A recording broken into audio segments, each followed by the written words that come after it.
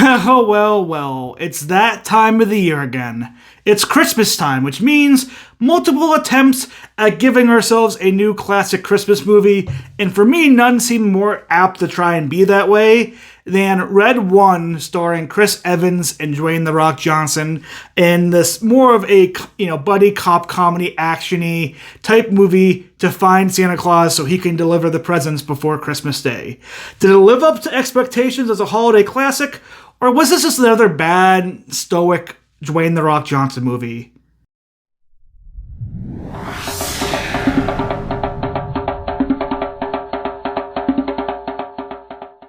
That's right. Red One hits theaters this weekend, and I had a chance to see it a little bit early in IMAX this Sunday, and there's a lot I want to say I like about this movie, getting off the positives. I think the concept of what the North Pole is like, the concept of kind of the mythological land of both the North Pole, Santa Claus, Krampus, everything around there, generally worked pretty well for me. It was very campy, it was very, fantastical per se. It wasn't overly amazing. It wasn't like it jumped out on the screen and thought, oh, that was creative and interesting, but I could buy it for this movie. Ripped, buff, athletic Santa Claus, played by J.K. Simmons, fully also got and understand. I think he played that role of Saint Nick incredibly well throughout the whole movie, and I actually think in some ways, him being captured and kind of put away took away what I thought was kind of the good heart of this movie and the best part of this movie.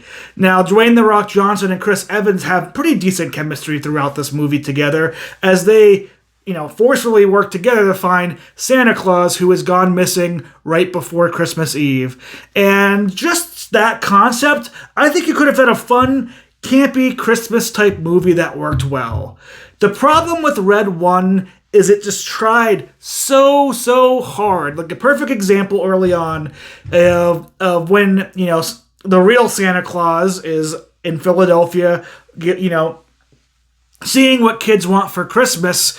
We have like a 30 to 45 second scene or cut through where this social media person comes through trying to live stream talking to Santa Claus, cutting a line, and but moments like that take you out of this movie and make you realize, like, guys, you didn't need to add that. Like, nobody is going to find that interesting or funny or anything like that at all. It's off-putting when it happens. And it just, again, makes you realize that they're trying so hard to be your kind of campy, stupid Christmas movie. Something like a Jingle All the Way is back all the way in the 90s with Arnold Schwarzenegger. And because it's so evident, and it's so evident in its attempt to be this way, this movie kind of falls bits and pieces throughout. Like I said, there's the parts of the core that I really like, whether it be the interactions eventually with Dwayne "The Rock" Johnson's character and Chris Evans' character. But even Chris Evans' character, I felt they were trying so hard to make it into like a Hallmark type turn for him that it's like, dude, you didn't have to make him out to be this exact individual, this exact person. Like, You went so over the top on that character. Like, I don't really feel good for him at the end of the day all that much in terms of his character arc. Dwayne "The Rock" Johnson's character arc, I think, could have worked better if it wasn't so, like, trying so hard to make Chris Evans' character be outside of this movie a complete a-hole. The action in the movie works well. The villain of the movie, played by Kiernan Shipka, very basic, bland, cliche.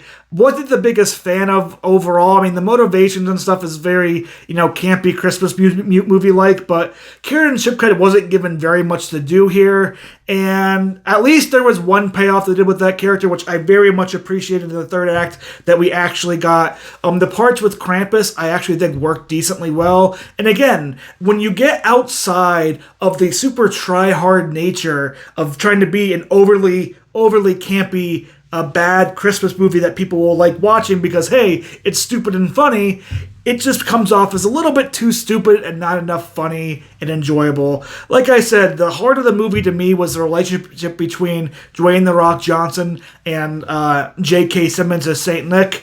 And I wish we got more of that throughout the movie. I think J.K. Simmons brings a delight through this. The arc that Chris Evans' character goes through is a nice feel-good, arc for holiday season. I just wish we didn't write his character to be so outside the world bad and not nice in a different type of a way, and he was just a regular disassociated person. We didn't need to make him into like the villain of the week. Because he wasn't the villain of this movie, but that's really what, from the moment he gets on screen till about like 2/3 of the way through, you're just like, man, that guy's a dick. My overall rating for Red One, it's a simple silver rating. I think this is the type of movie that you'll watch on streaming around Christmas time this year. I think it's an Amazon movie, so it'll probably be on Amazon Prime right in time for Christmas. You might get a few laughs. You might get enjoyment out of it. You probably never want to watch it again, or you might not feel the need to watch it again.